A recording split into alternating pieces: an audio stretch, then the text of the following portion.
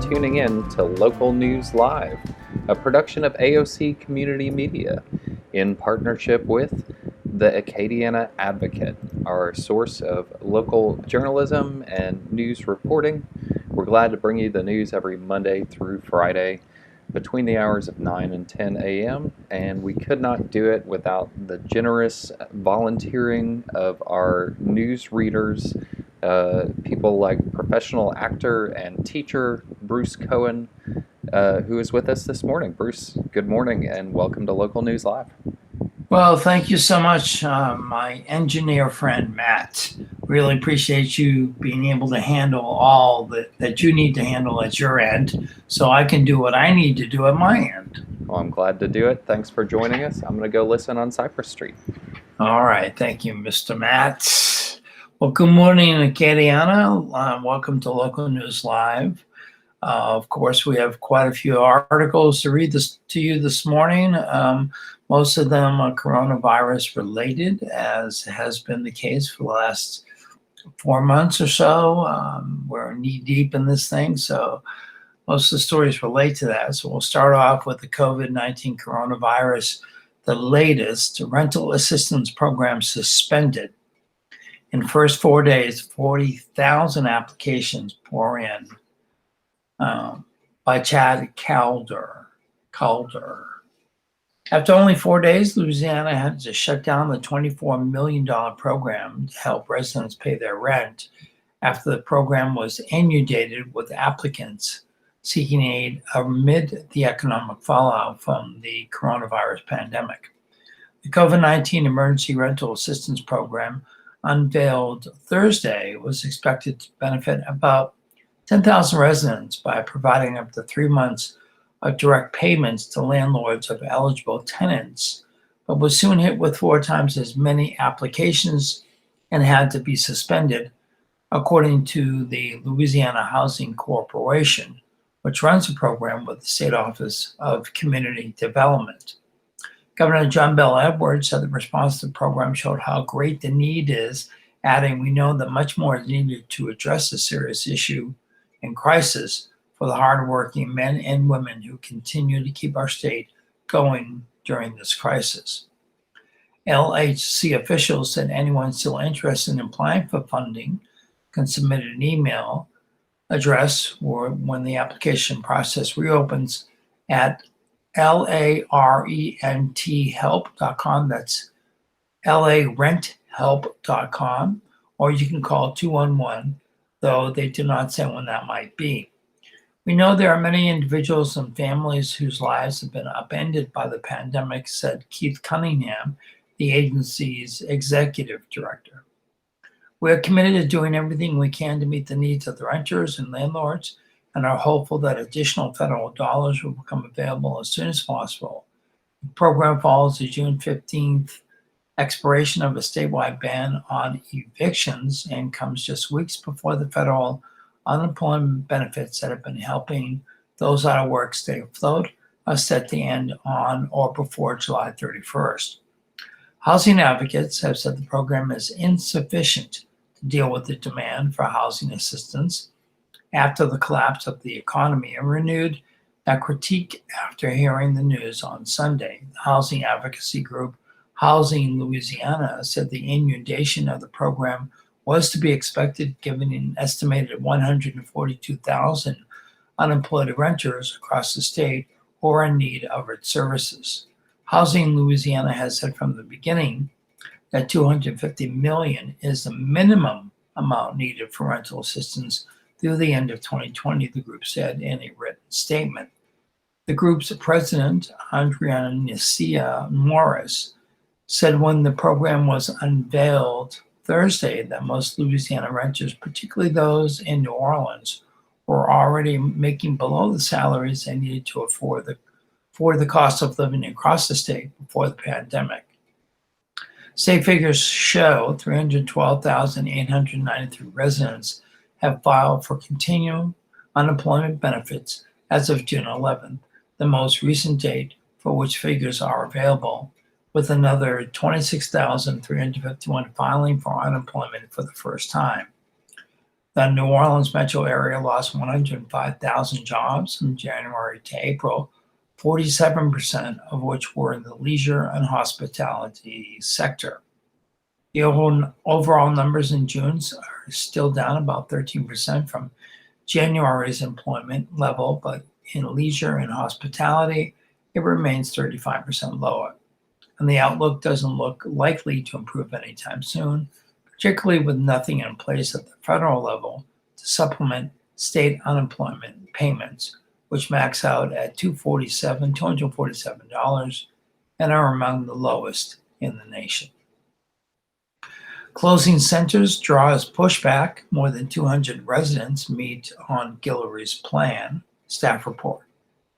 The community reacted over the weekend to the announcement Friday by Mayor President Josh Guillory that 4 recreation centers, all in predominantly Black neighborhoods in North Lafayette, will be closed and 37 Parks and Recreation Department employees will lose their jobs to budget cuts. More than 200 Lafayette residents gathered Sunday in Hyman Park to discuss the issue, including Lafayette City and Parish Council members and Senator Gerald Boudreaux. The Dominic Recreation Center on Mud Street, Hyman Park Recreation Center on South Orange Street, J. Carlton James Activity Center on Astor Drive, and George Bowles Activity Center on Don Street and Pa Davis Park are slated for closure in the fiscal year that begins November 1st. Guillory also said 37 Lafayette Consolidated Government employees in parks and recreation will lose their jobs effective August 14th. Parks and Recreation, he said, receives a $3.5 million subsidy from tax dollars because it does not generate enough money to cover overspending and low revenue brought on by years of neglect. The days after the closings were announced, Lafayette NAACP President Marja Broussard created a petition calling for Guillory to reconsider. Another petition created by a local organization called Cultural Crossroads calls on the Lafayette City and Parish Councils to use money generated by the Cultural, Recreation, Entertainment, Arts, Tourism, or CREATE initiative to keep the centers open. On Saturday, Guillory's office released a statement saying he would like to see the centers reopened using innovative and creative solutions. We can improve the physical structures of these recreation centers and provide exciting new programs for our children, youth, and families, Guillory said in the statement. These changes, however, will require us to take bold new steps to find new sources of funding so that these dreams can come true. We will need to look at options like naming rights for some of our centers, public-private partnerships, grant funding, corporate and nonprofit partnerships. LCG welcomes your ideas, your support, and your partnership. Several council members, including Parish Councilman A.B. Rubin and City Councilman Glenn Lazard, expressed disappointment Friday that the closures were all in their districts on the city's north side. Lazard said the community centers are used for a variety of activities year-round. They're in the neighborhoods where people walk and ride bikes to the centers. In May and June, Guillory announced a layoff of 101 employees and 20% budget cuts. He closed the Hyman Performing Arts Center, Lafayette Science Museum, Acadiana Nature Center, and several centers for the elderly. Longtime Parks and Recreation Director Gerald Boudreau retired in June because of the pending cuts to his department. Guillory said he inherited an $18 million deficit in the city general fund for the 2019-20 year, and LCG is forecast to lose another $10 million due to business closures ordered to contain the coronavirus, coupled with depressed energy prices and layoffs in that sector. The budget will be presented Tuesday, and the issue of the recreation centers will likely be raised in public comments. The first budget review joint meeting is at 1 p.m. July 28th.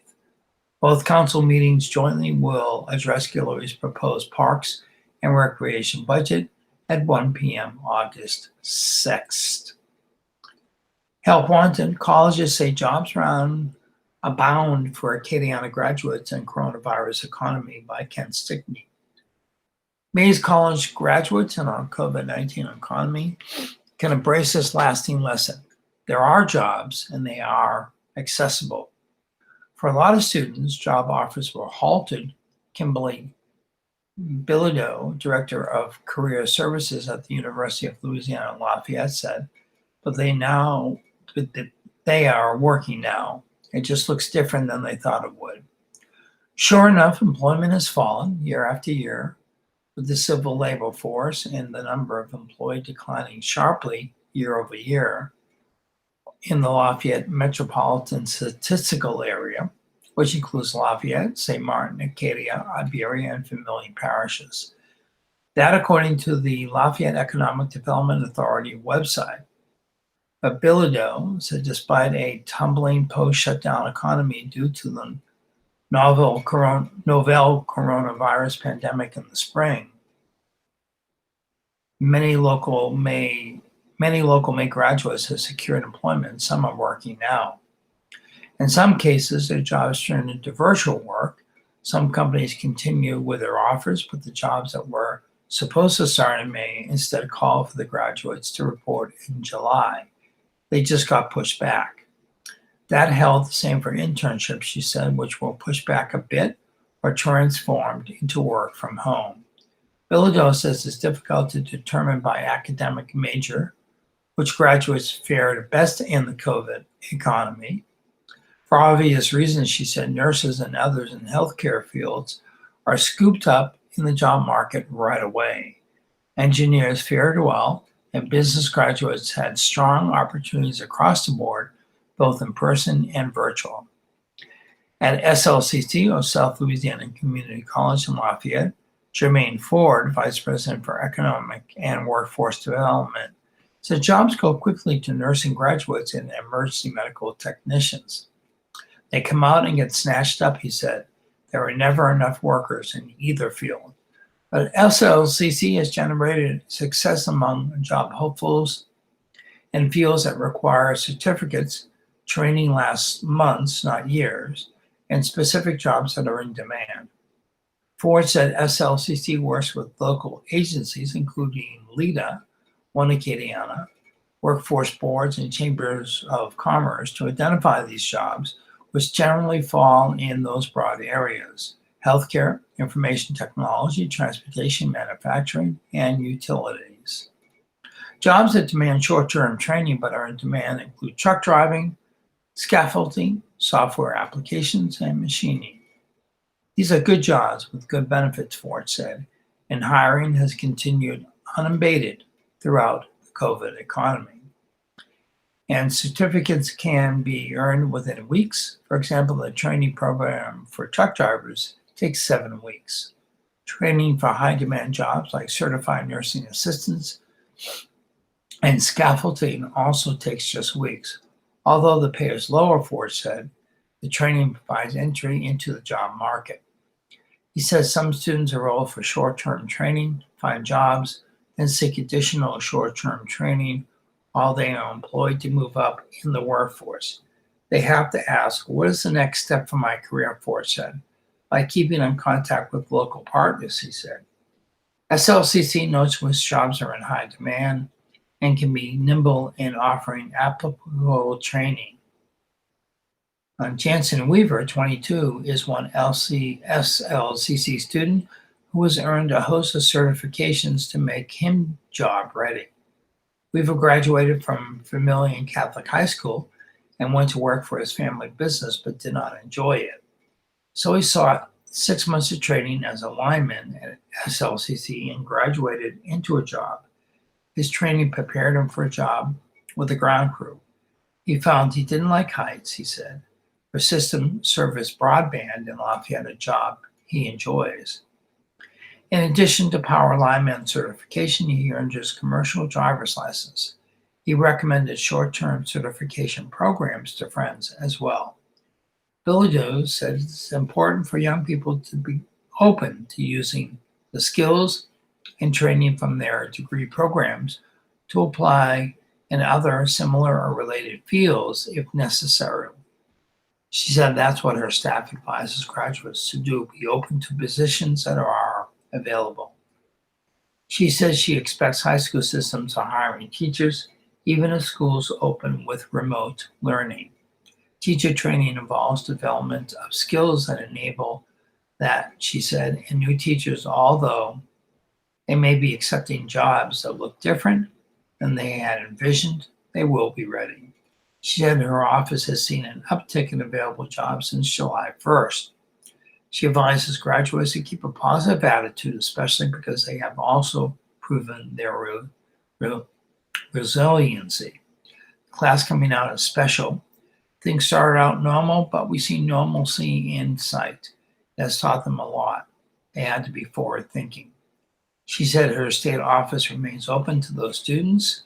They can contact career.louisiana.edu online, or for workforce training at SLCC, contact solacc.edu/continuing-education/contact us, or just go to the website for the South Louisiana Community College. Nurse Saver, Dr. Engineer, gets FDA approval for a device to protect healthcare workers by Megan Wyatt. A Lafayette director and engineer recently received approval from the U.S. Food and Drug Administration, or FDA, for a new medical device that protects healthcare workers treating coronavirus patients.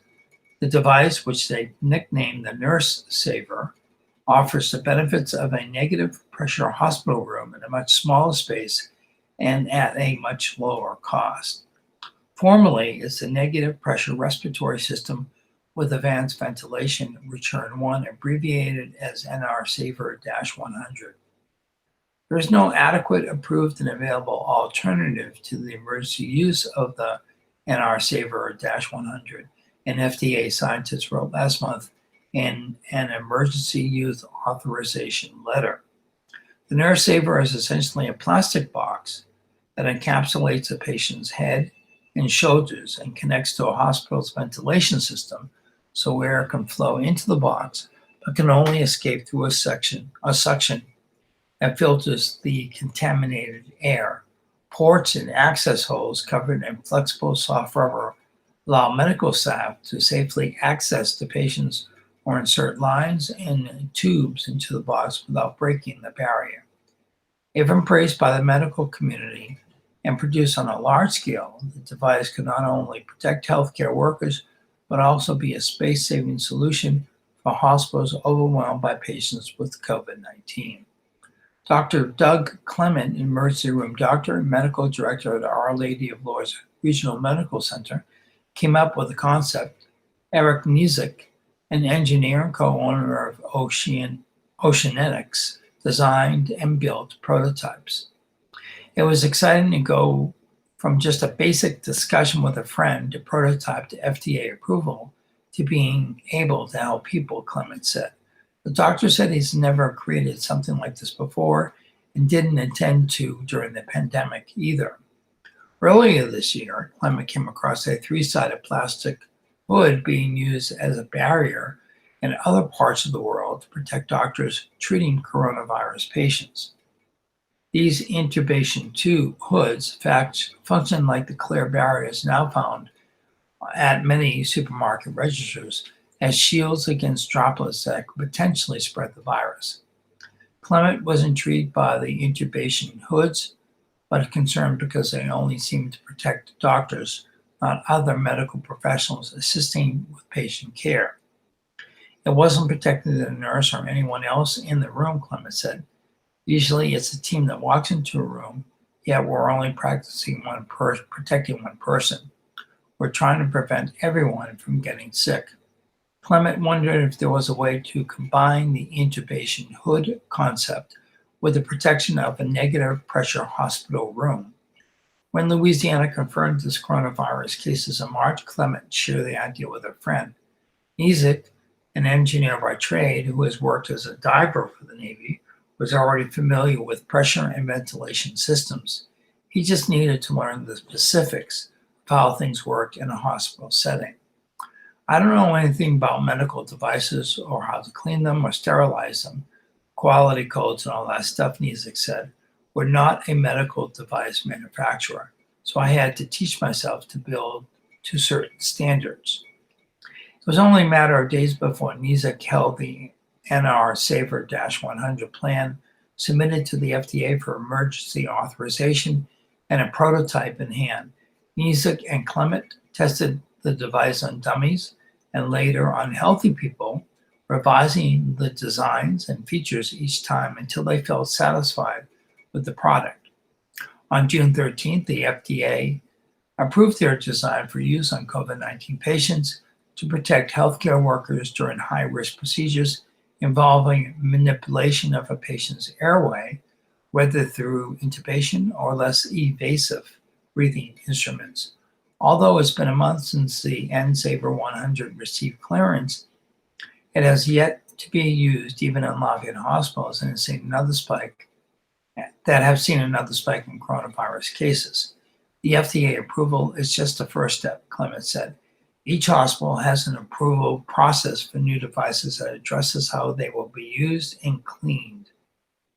And it's a process, and we're working on that with Lourdes, Clement said.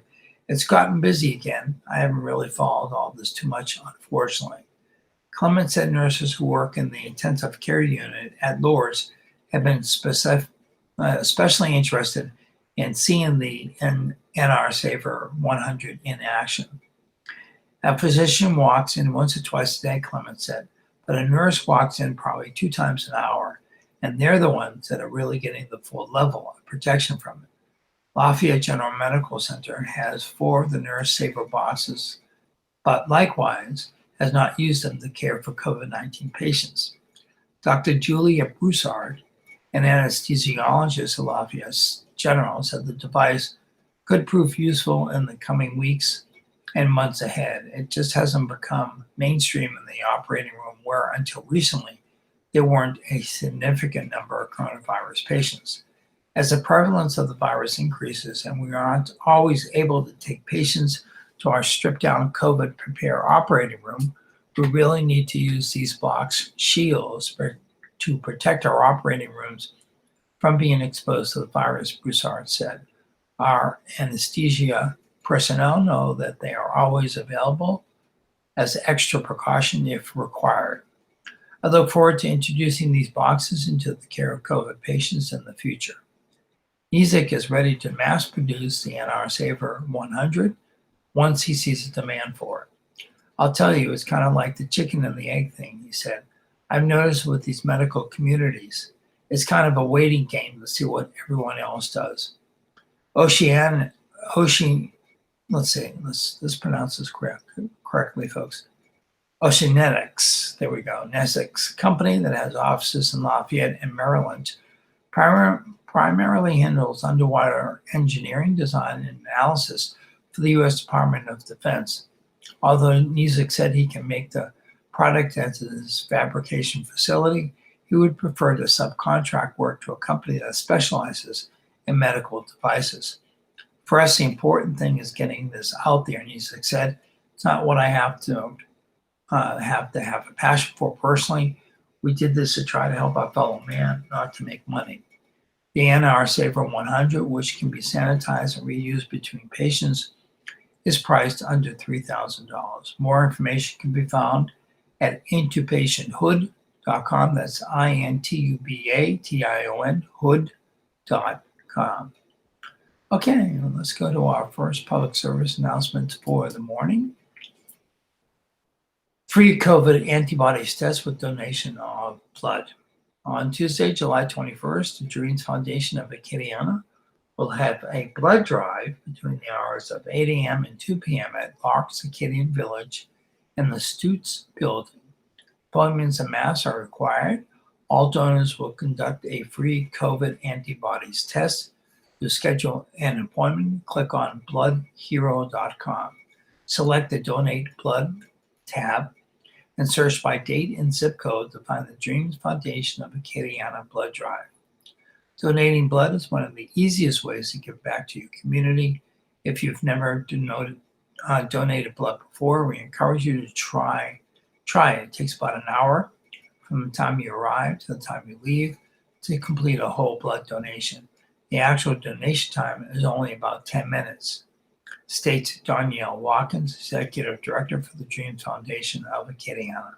The blood drive is incorporated into our Camp Unique Activities, which is a week-long day camp for children and adults with special needs. This year, our camp has gone virtual, but we want to help Vitalent replenish its blood supply. For more information about the blood drive, email dreamfoundation@gmail.org. The direct link to schedule appointments is bloodhero.com. And then just go to the Dreams Foundation website and you'll get all the information there. No groups from Learn United, bridging the gap to provide educational resources for households that don't have internet but do have a television. The Learn United program airs weekdays from 8 to 2 on AOC 2, Cox 16, and LUS 4, and streaming at aocinc.org/watch. For the daily schedule and to submit content for the program, visit the United Way of Acadiana website at unitedwayofacadiana.org/learn-united. All right, turning to, it's about that time of the broadcast when we go to our day in history and the zodiac, or the horoscope as I refer to it, and the funerals and the Acadiana history for today. Today in history. Today is Monday, July 20th. It's the 202nd day of 2020. There are potentially 164 shopping days left in the year. Today's highlight in history. On July 20th, 1969, astronauts Neil Armstrong and Edwin Buzz Aldrin became the first men to walk on the moon after reaching the surface in their Apollo 11 lunar module. That is a day to remember, folks. I was there. I watched it on TV when I was a kid. It was quite an event. Also on this date, in 1923, Mexican revolutionary leader Pancho Villa was assassinated by gunmen in Parral. In 1944, an attempt by a group of German officials to assassinate Adolf Hitler but the bomb failed as the explosion only wounded the Nazi leader. Also on this date in 1944, President Franklin D. Roosevelt was nominated for a fourth term in office at the Democratic Convention in Chicago. In 1951, Jordan's King Abdullah I was assassinated in Jerusalem by a Palestinian gunman who was shot dead on the spot by security. In 1960, a pair of Polaris missiles were fired from the submerged USS George Washington off Cape Canaveral, Florida, at a target more than 1,100 miles away. In 1968, the first International Special Olympics summer camps, organized by Eunice Kennedy Shriver, was held at Soldier Field in Chicago. In 1976, America's Viking 1, a robot spacecraft, made a successful first ever landing on Mars. In 1977, a flash flood hit Jonestown, Pennsylvania, killing more than 80 people and causing $350 million worth of damage. In 1990, Supreme Court Justice William J. Bremen, one of the court's most liberal voices, announced he was stepping down. 1993, White House Deputy Counsel Vincent Foster Jr., 48, was found shot to death in a park near Washington, D.C. His death was ruled a suicide. 2007, President George W. Bush signed an executive order prohibiting cruel and inhuman treatment, including humiliation or denigration of religious beliefs in the detention and interrogation of terrorism suspects. In 2012, gunman James Holmes opened fire inside a crowded movie theater in Aurora, Colorado during a midnight showing of The Dark Knight Rises, killing 12 people and wounding 7 others. Holmes was later convicted of murder and attempted murder and sentenced to life in prison without the possibility of parole.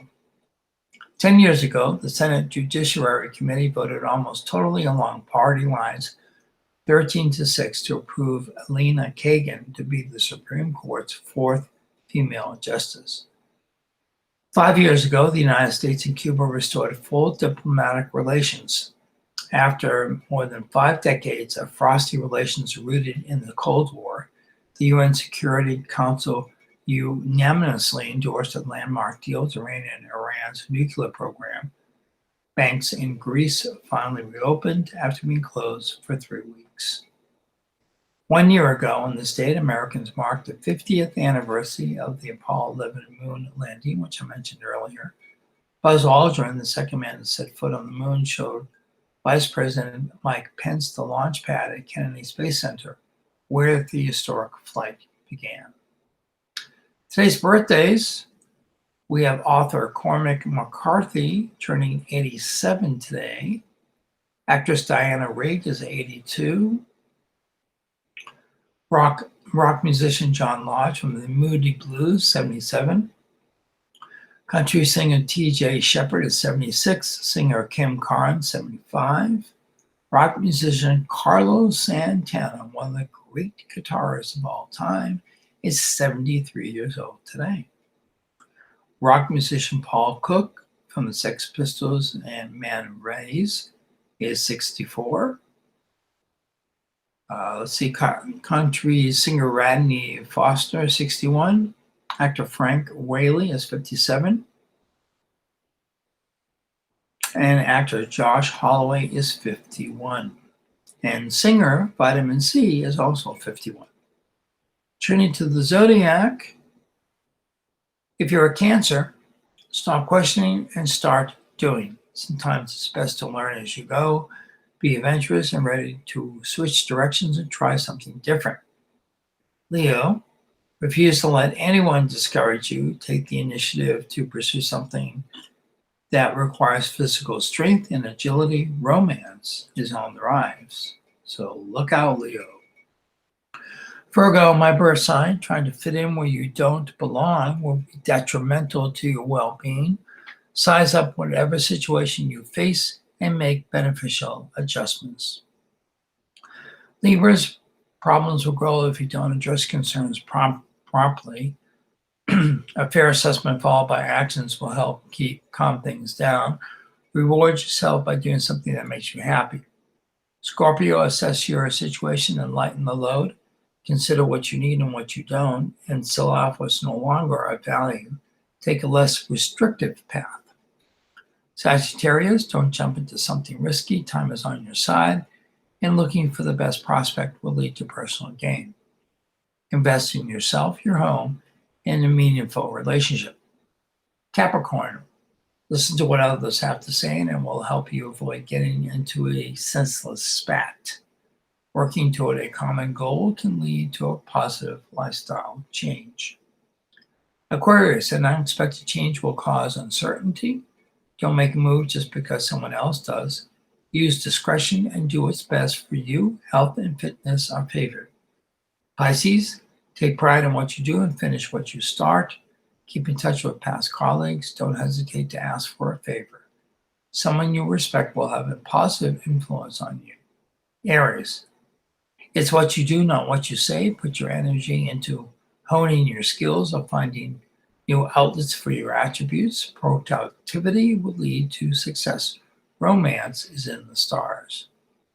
Taurus, friends and relatives will influence what you do or how you feel. Discuss your plans with someone you look up to, and it will help you make a decision. And finally, Gemini, put unfinished business to rest. Deal with institutions and government agencies personally, and you'll get the help you need to move forward with your plans. Don't get angry, get busy. And as always, we say every single Monday through Friday morning, the horoscope is an entertainment feature not based on scientific fact. Looking at the funerals in the Acadiana area for today, Percy Broussard Jr. Service will be held at the Evangeline Memorial Gardens Chapel in Cameco at 3 p.m. Mary Daboni, St. Francis Regis Catholic Church in Arnaville at 1 p.m. Virgie LeBleu, Chapel of Gizi Ferguson Funeral Home at 1 p.m. and Shirley Louvier, Chapel of Gizi Ferguson Funeral Home at 10 a.m. All right, folks, getting back into our news cycle.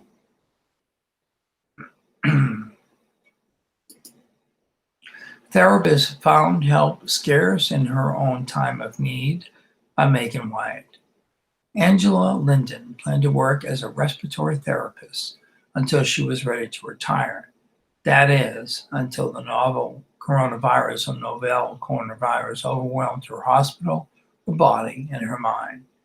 Linden, 41, was exposed to the virus in March as she worked closely with patients who required ventilators and breathing treatments at a critical access hospital in St. Mary Parish. She would later test positive for COVID-19, the disease caused by the novel coronavirus. Hospitals, including her own employer, Franklin Foundation, would be too full to admit her for treatment until she developed pneumonia in both lungs. She'd go without a portion of her pay after quickly using up her allotted paid time off. And after recovering physically, she would attempt to return to work, only to break down immediately as post-traumatic stress disorder, or PTSD, post-traumatic stress disorder, PTSD, consumed her. Linden says she's fought every day since then to begin to regain a piece of herself she lost to the virus. Nobody would help me. Nobody would help me. Nobody would help me, Linden said. I spend my days helping other people, and when I needed it the most, nobody would help. You have to be almost dead. Halfway through a shift at the Franklin Foundation Hospital near the end of March, Linden says she developed a nagging cough. She decided to get her vitals just to be on the safe side. Her temperature had risen just under 98 degrees that morning to 99.7 degrees that afternoon. Linden says she was given Tylenol and sent back on the hospital floor. The next morning, she had a temperature of 100.4, and when she arrived at work, she was tested for the virus and sent home to quarantine while waiting for a result. She received news 2 days later, on March 30th, of the positive test. Guilt overwhelmed Lyndon that day, and it continues on the way on her when 3 months later, she cared for vulnerable patients the day her symptoms began. If you know your workers are being exposed, don't just give them Tylenol and put them back on the floor, Lyndon said. I saw my patients. You know how that made me feel? What if I gave that to those people? Lyndon initially had been more fearful for her patients and herself because public health guidelines at the time didn't put her at high risk for complications of the virus. Most recent guidelines would identify Lyndon, a Black woman who suffers from obesity and high blood pressure, at a greater risk. Even so, Lyndon quickly realized how serious her situation was when she became short of breath. Lyndon had spent her career helping patients with breathing problems, and she expected to receive the same top-notch care when she needed it. Instead, she suffered alone at home for days. You have to be almost dead. Do you understand me? Lyndon said. You have to be almost dead to get care. That's the problem. It doesn't matter. Lyndon said her own employer, Franklin Foundation Hospital, wouldn't admit her because her symptoms weren't severe enough. She said a Lafayette hospital also turned her away, even though she was short of breath with a high fever of about 104 degrees and a blood pressure reading at 177/111, just below the hypertensive crisis level. Lyndon said at that point she wanted to give up. She lived alone and could hardly care for herself. Every time she closed her eyes, she said she feared she'd never wake up again. I was so beat down, I was ready to just die in my house, Lyndon said. People don't understand the bondage COVID puts you in mentally and emotionally. There was a phone call with her 68-year-old mother in early April that pushed her to try again. Lyndon had witnessed years earlier the toll her brother's death had taken on her mother. Lyndon couldn't bear the thought of her mom bearing another child, so Lyndon drove herself to the closest hospital, Iberia Medical Center. The last strength of my body I used to get to IMC, she said, and I parked and handicapped, and I just hung my head out the door because I could no longer breathe.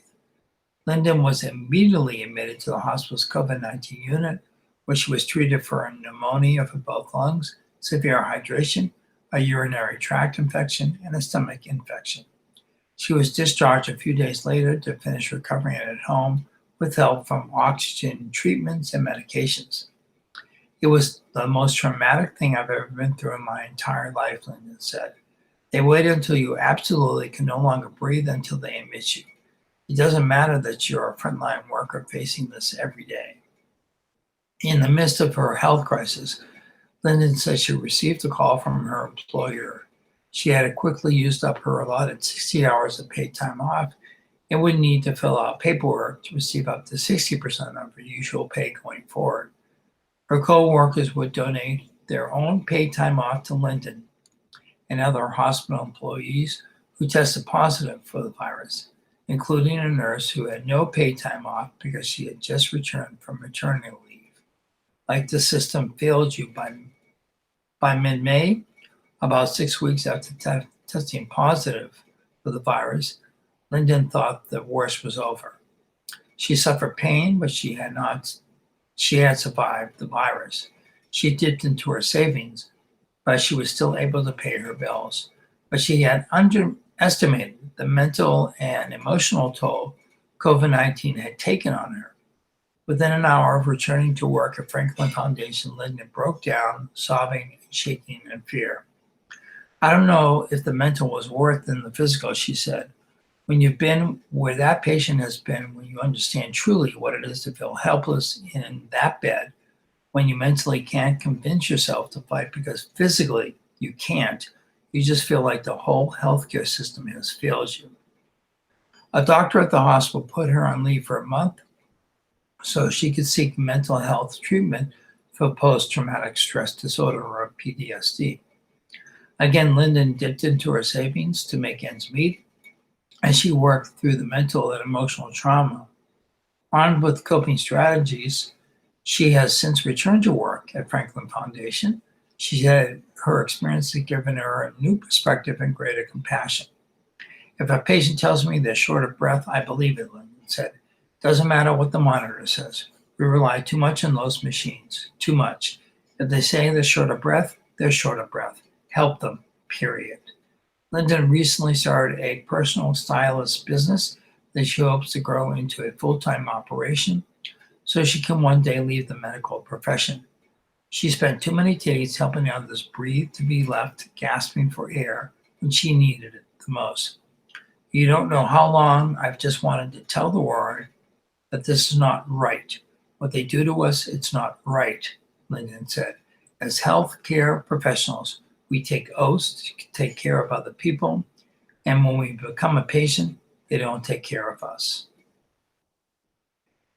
And it's good that she's much better now, but that had to be a very, very tough ordeal that Miss Lyndon went through. Trying to get away from the coronavirus news for a little bit, a new pizza eatery is planned. Pizzaville USA buys Bispano's pizza location in Lafayette by Adam Daigle, the Acadiana business editor. Pizzaville USA has bought the old Bispano's pizza location in Lafayette and could reopen it next week. Caranco-based restaurant, which will soon open a Youngsville location, announced Friday in a Facebook post it plans to move into the location at 1540 Johnson Street. The transaction came from a conversation between Pizzaville USA owner John Musette and Bispano's owner George Petro after the two had lunch there. Marketing manager Logan McGahey said, "It's unknown when Bispano's will close. He was ready to get out of the business, so that was that," McGahey said. "We feel that the location is prime. We hope to bring out its full potential. The new owners will open by the time students return to the University of Louisiana Lafayette on August 17th, McGahey said. They will then do renovations on the building's cellar to turn it into a craft cocktail bar and live entertainment venue for small musical acts, stand-up comedy, and possibly trivia nights." Bispano's first opened in the 1970s after the owners bought and renovated a burned-out building. It was later the subject of a federal lawsuit in 2015 for refusing to make its entrance and bathrooms handicapped accessible. In the crime blotter from the Advocate staff reports today, 3 Opelousas shootings may be related. Opelousas police are investigating 3 shootings that took place in the city on Saturday, Chief Martin McClendon confirmed for KATC. 1 person was shot just after 8 p.m. on Saturday at the corner of Lincoln and Redmond Streets, McClendon said. The victim was transported to a Lafayette hospital with non-life-threatening injuries. Chief said the shooting may be in retaliation to 2 shootings that took place early Saturday morning, including one that injured a 10-year-old boy while he slept on North Oak Street. 2 people, one of whom is a minor, were arrested in connection to that shooting, McClendon said. Willie Dominic III, 38, is facing 2 charges of attempted second-degree murder and he's 36, and 1 charge of felon in possession of a firearm, while a 14-year-old juvenile is facing 1 count of attempted second-degree murder. The juvenile was transported to a detention center in Monroe. A woman was also shot early Saturday while a passenger inside a vehicle on Lincoln Street.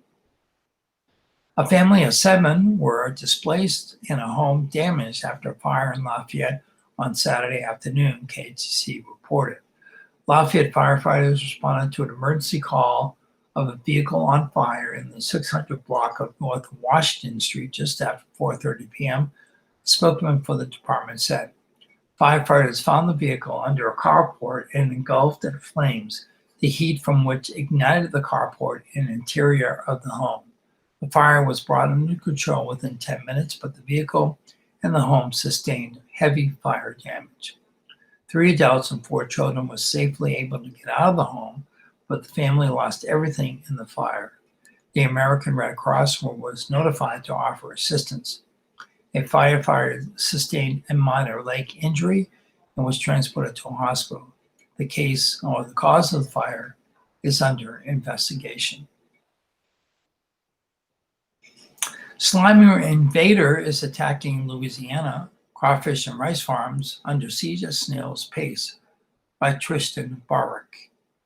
First it came for your wetlands, now it's coming for your crawfish and your rice. A foreign snail that appeared in Louisiana just over 10 years ago and quickly infested ponds, bayous, and streams in about 30 parishes has recently found its way to the farms that produce two of the state's favorite foods. The invasive apple snail has shut down harvests at some crawfish farms in Vermilion, Acadia, and Jefferson Davis Parish, and it has made its first devastating appearance in rice fields. In March, the invasive mollusk wiped out a 50-acre field of rice, making the first reported case of the snail damaging the crop in Louisiana. Where it hits them hard, said David Savoie, a Church Point crawfish farmer and chairman of the Louisiana Crawfish Promotion and Research Board. In Vermilion, it's so bad you can pick up a trap and there's 5 to 10 pounds of them. It's horrible. Attracted by the bait in traps, the snails crowded in, leaving little or no room for crawfish.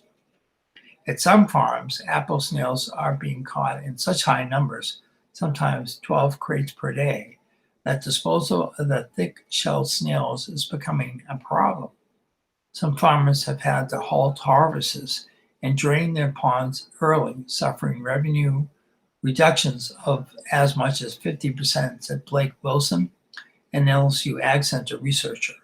The impact on some of those farms, particularly where snails populations have been building for years, have been immense, he said. Only about 10 crawfish farms have been affected, but new reports keep coming in. Location is by far the nation's biggest crawfish producer. The industry contributes more than $300 million to the state's economy each year and employs about 7,000 people, according to the research board. If the problem spreads to the whole industry, economic impacts could be tens of millions of dollars annually with effective control tactics, Wilson said. Those tactics are currently limited to pesticides. What kills snails will also likely kill crawfish. Native to South America, the apple snail's first appearance in Louisiana was in a Gretna drainage canal in 2006. They're popular in the aquarium trade partly because they eat the algae that dirties tanks. They get quite big, sometimes growing shells 6 inches in diameter. They often have a strong swampy odor. Their presence in the wild is likely due to aquarium owners dumping them into ditches and ponds.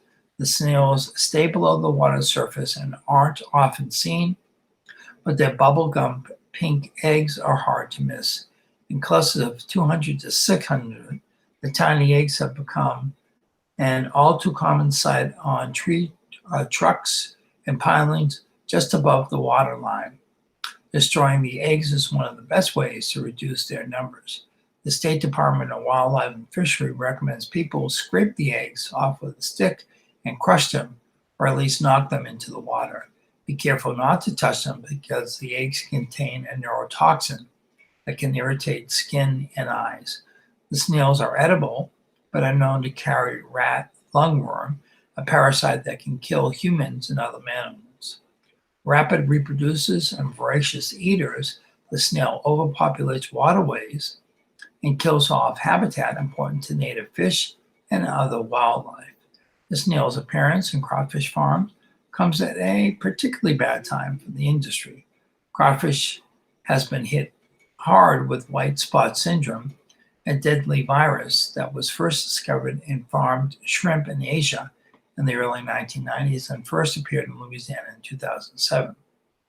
Coronavirus pandemic has taken its toll as well. The Ag Center reported that some crawfish producers have been able to sell just 15% of their catch due to pandemic-related restaurant closures and limits. Scientists and farmers are perplexed about how the snail arrived in crawfish farms and why certain farms are swarming with them. It's weird, Ag Center researcher Greg Lutz said.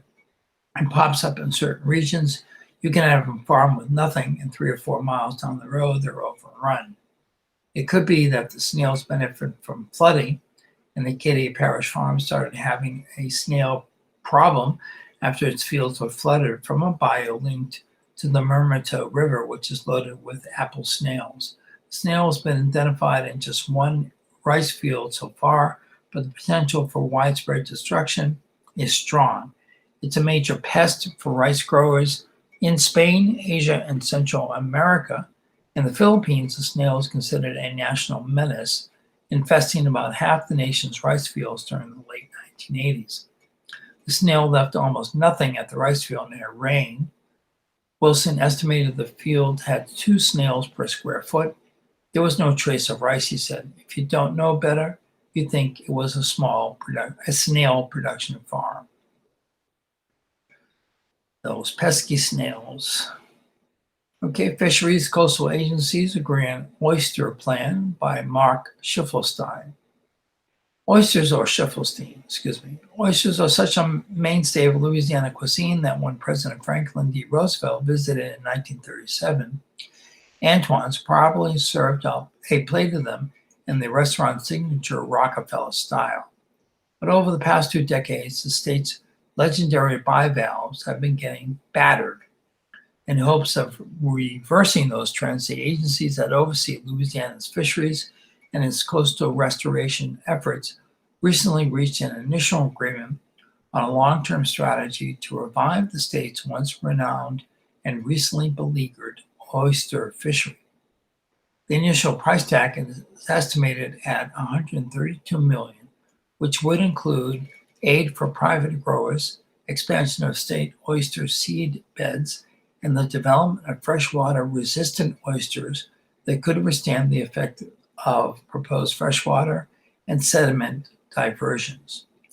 The plan was adopted by the Department of Wildlife and Fisheries Louisiana Oyster Task Force on July 7th and was endorsed by the State Coastal Protection and Restoration Authority 8 days later.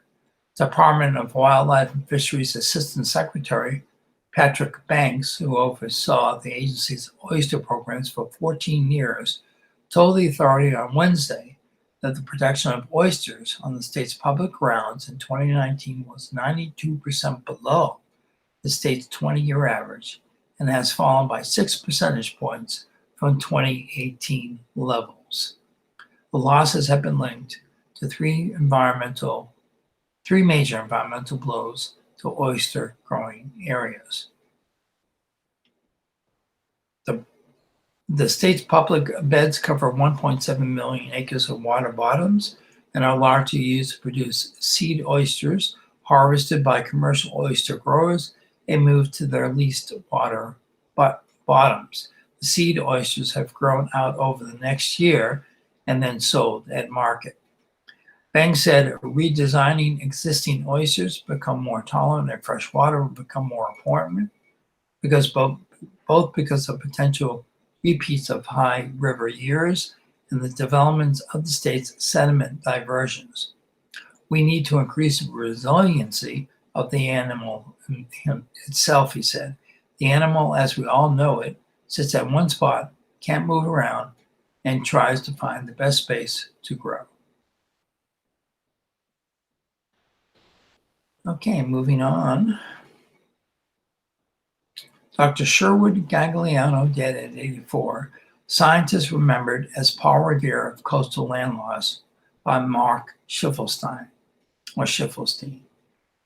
Dr. Sherwood M. Woody Gagliano, a geologist, geographer, and archaeologist credited with being the first modern scientist to document Louisiana's rapidly eroding coastline in the 1970s, and to recommend the state develop a comprehensive coastal restoration plan, died on Friday. He was 84 years old. He was a Paul Revere figure in proclaiming the extent and risks of loss in the early days, raising awareness of the problem more than anyone else at that time, said Charles Chip Grote, former director of the U.S. Geological Survey. Dr. Gagliano was truly one of the founding fathers of Louisiana's coastal program, and his work has marked a turning point on how we approach the problem, both informed by science and in terms of scale, said Brent Haas, executive director of Louisiana Coastal Protection and Restoration Authority. History has shown that one person can make a difference, and that certainly applies to Woody Gagliano, Haas added. Louisiana owes him a great debt for not only sounding the alarm in a coastal crisis, but for never giving up when few would listen. As a student at Fortier High School, New Orleans in the 1950s, Gagliano became interested in coastal archaeology, visiting shell heaps left behind by American Indians in Louisiana marshes. By the late 1960s, he noticed the shell heaps were all eroding and sinking. It became clear to me that a lot of erosion and land sinking were going on, he said. Gagliano went on to get a bachelor's degree in geography, a master's degree and doctorate in physical geography from LSU. He also served a stint in the U.S. Army. In 1967, Gagliano founded Coastal Environments Incorporated, a Baton Rouge-based archaeological and applied sciences firm, while still working as a researcher, studying river data processes for the LSU Coastal Studies Institute. The initial research, completed in 1970, showed that Louisiana had already lost a dramatic share of its wetlands and was continuing to lose them at a rate of 16.5 square miles a year. The research documented that the historic land and building of the Mississippi River, by repeatedly producing new deltas, had been reversed by the 1930s because the river was kept in one place and levees were built along its length.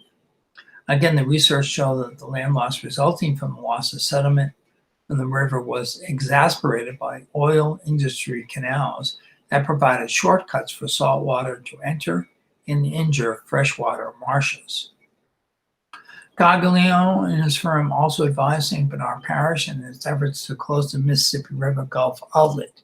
He helped document its direct path to salt water from the Gulf of Mexico into the parish that destroyed freshwater swamp and marsh along its banks, and how the combination of the canal and the lost wetlands along this path allowed storm surge during Hurricane Katrina to be funneled toward New Orleans, where it overtopped levees and flooded both the parish and the city. Gagliano was survived by his wife, Betty Ann Gagliano, son, Mark Hugson Gagliano, daughter-in-law, Christy Gagliano, and granddaughter, Margaret Lucy Gagliano. Due to current circumstances, funeral services will be private. Relatives and friends are invited to attend the graveside services to be held at St. Joseph Abbey Cemetery in St. Benedict at 1:15 p.m. on Tuesday, that's tomorrow. Those in attendance must wear masks and practice social distancing. In lieu of flowers, memorial contributions in memory of Gagliano may be made to St. Jude Children's Research Hospital. Donations may be either mailed to St. Jude's Children's Research Hospital, 501 St. Jude Place, Memphis, Tennessee, 38105, or could be made online at stjude.org/sign the E.J. Fielding Funeral or online guestbook at egfieldingth.com. And finally, I know I'm a little bit beyond my usual hour of reading the news, but we do have a sports story, which we don't get too much these days. Distance learning, recruiting, and pandemic means lots of Zoom video evaluations by Wilson Alexander. In late March, George Hart III crushed about 3 yards behind a series of bags. Hart, a senior running back at Catholic High, maneuvered through the equipment with the football clutching his arms. He chopped his feet over the bags and shuffled between them, displaying his footwork.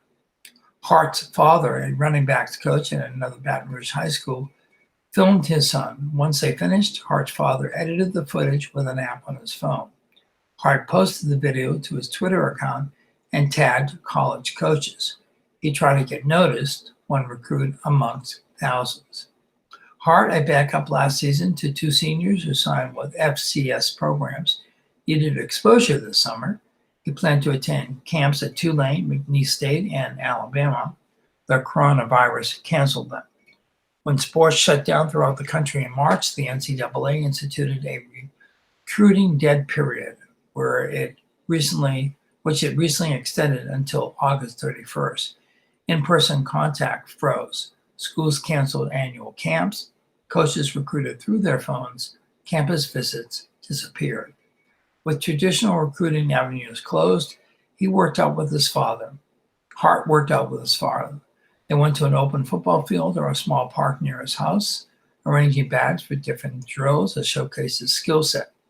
Sometimes they stopped when people walked past. We don't know what they have, Hart said, and we don't want to contract it. Hart trained for a camera, hoping someone might see the tapes online. Catholic coach Gabe Ferretta sent the film to college coaches. Hart posted videos every few weeks, and in late May received his first scholarship offer from McNeese State.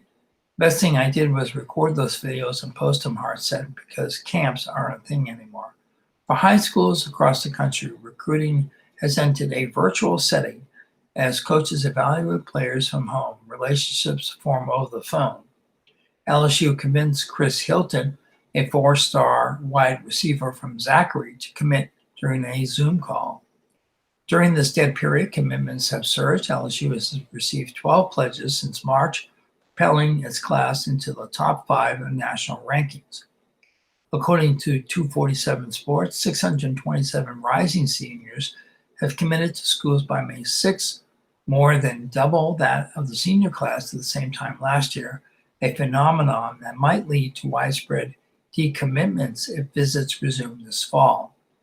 At the same time, multiple conferences have canceled their season or announced league-only schedules that reduce travel. Earlier this week, the National Junior College Athletic Association moved to a spring season. Hundreds of junior college players sign every year with Division I programs, many in December so they can enroll for the spring semester. Under the current recruiting timeline, coaches won't watch them play another game before signing day. It's going to hurt them, LSU coach Ed Orgeron said during an appearance on Sports Talk on WWL AM 870. We're going to sign everybody in December and February and probably won't have any scholarships left for those guys. Okay, and that about wraps up the news for this morning. Thank you for tuning in. As always, this has been Bruce Cohen. Will always be Bruce Cohen. And I ask you to be safe and healthy and smart. Be smart when you go in public, folks. Wear your mask, social distance, wash your hands, and just be smart about it. We don't want this virus to spread. We want to control it and do everything we can so we can keep everyone, all of our family, loved ones, and everybody in the community safe and free of virus. So please do your share. And as I say every morning, be kind to each other. Have a great day, and we'll see you soon.